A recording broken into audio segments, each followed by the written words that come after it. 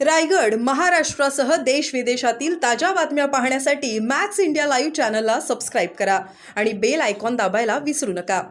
Sir एक छोटंसं आध्यात्मिक आपण चांगल्या कार्यक्रमाला आलोय फक्त एक आध्यात्मिक वाईट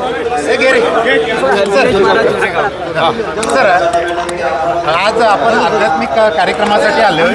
आपण पाकिस्तान सोबतही जिंकल्याचीच भावना ठेवतोय, काय म्हणाल? खरं म्हणजे आजचा कार्यक्रम हा आध्यात्मिक कार्यक्रम आहे आणि स्वामी गोविंद देवगिरीजी महाराज यांच्या उपस्थितीमध्ये शुभ हस्ते निलेश महाराज झरेकर यांना स्वामी विवेकानंद पुरस्कार प्राप्त झाला आणि त्याला मला येण्याची संधी मिळाली। मी भाग्यवान आहे की अशा मोठ्या कार्यक्रमाला एक वारकरी संप्रदायामधून ज्यांनी 47,000 कैद्यांचं जीवन बदललं, परिवर्तन घडवलं आणि त्यांना सन्मान दाखवला, चांगली दिशा दाखवली, अशा वारकरी संप्रदायातल्या निलेश महाराजांना हा पुरस्कार मिळाला।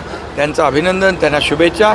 खरं म्हणजे स्वामी आपले गोविंद देवगिरी महाराज यांचा गीता परिवार फार मोठा आहे आणि संपूर्ण देशात नाही जगभरामध्ये त्यांचे लाखो करोडो अनुयायी आहेत आणि ते देखील अतिशय एक देशभक्तीचं काम, हे आपल्या धर्माचा प्रसार करण्याचं काम, या ठिकाणी अध्यात्माचं काम जगभरात करतायत आणि त्यांच्यासोबत येण्याचा योग मला मिळाला आहे आणि म्हणून मी त्यांना देखील धन्यवाद देतो आणि शुभेच्छा देतो। सर पाकिस्तान टीकाच करताय, चांगलं काम नाही, पाकिस्तानला ठोकण्याचं काम केलेलं आहे, पाकिस्तानला धडा शिकवण्याचं काम केलेलं आहे।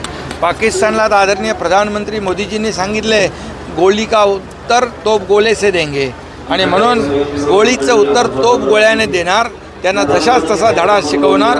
अशा प्रकारे या ठिकाणी भारतीय लष्कराने जे कर्तृत्व दाखवलेलं आहे सीमेवर, त्याच्या पाठीशी आदरणीय प्रधानमंत्री महोदय खंबीरपणे उभे राहिलेत आणि म्हणून ऑपरेशन सिंदूर सक्सेस झालेलं आहे, यशस्वी झालेलं आहे।